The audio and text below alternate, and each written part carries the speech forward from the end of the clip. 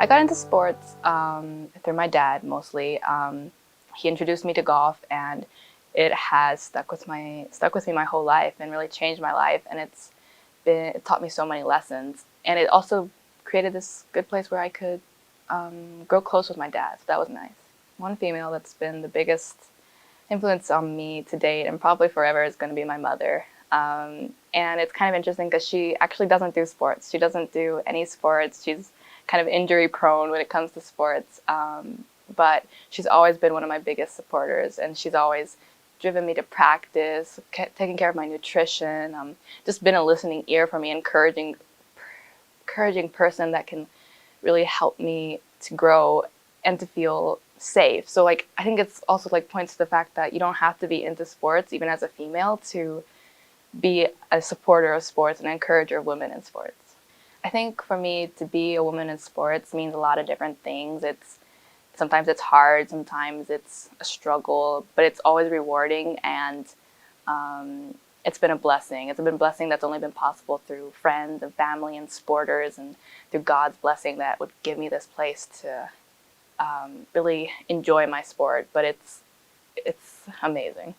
I think that as a female in sports, some of the things that I can be doing to be a role model for future females, girls who are getting into sports is really one, being vocal, being outspoken about the fact that I am in sports and that I have had this opportunity, but also to be a role model just to my own immediate teammates and to my immediate sister, and being willing to listen to them too. Not just being vocal, but being listening and being a role model by letting them be my role models and having them push me and encourage me as much as I want to push them and encourage them.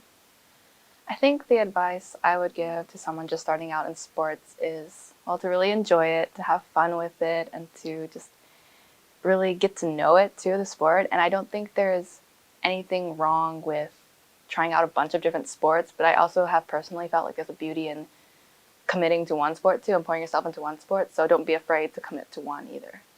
I think that one of the biggest barriers for visibility in women's sports is just this pervasive cultural idea that sports is a men's thing, a boys thing, a guy's thing. There's like this idea that it's for guys and for men.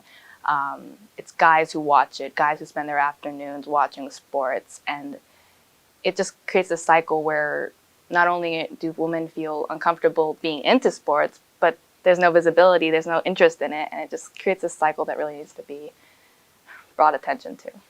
I grew up in Japan, and growing up, I didn't think I was going to be able to go to college because I was the oldest of four, and so I have three younger siblings, and it was just going to be too much of a financial burden. It wasn't practical to leave my country and go to the States to try to get a college degree, and especially while still playing golf and still playing my sport, which also took up money.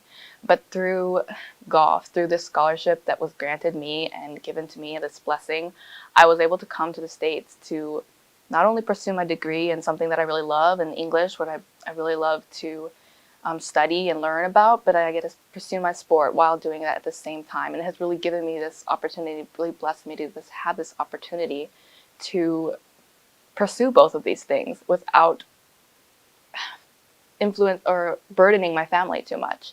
And it's really like inspired this new dream in me, not just for my sports and my athletics and my academics, but for other girls back home in Japan, other girls around the world, and boys too, and all the people around the world who think that they can't get a degree because they're playing sports or because they have younger siblings, but that there's this other opportunity. There's these opportunities out there, and I want to be able to share that with them, share my story, share my journey, and let them know that there are these options. And I think that that's one of my biggest dreams for my future. I think that it's hard to ever say that there's a complete balance in any community, any group, and that includes campuses. And I think that what Title IX is meant to do is to continue to be there anyway, to be the maintaining force. The world is always changing, and imbalances will they will shift. Different kind of imbalances will come up, and there's always supposed to be Title IX there to help to combat these imbalances in sports, in campus, in college sports. I just think that it still has work to do, but that's supposed to be the goal. There's always supposed to be work to do. I think that in a perfect world, the future holds a place where both women and men feel more comfortable speaking out in college sports, speaking up, being vocal about their how they're doing, what's wrong, what's good, and being just comfortable and feeling safe doing that. And I think that what Title IX is supposed to be, or can be for that, is be that platform, be that stadium, that megaphone that allows both women and men to be able to speak up.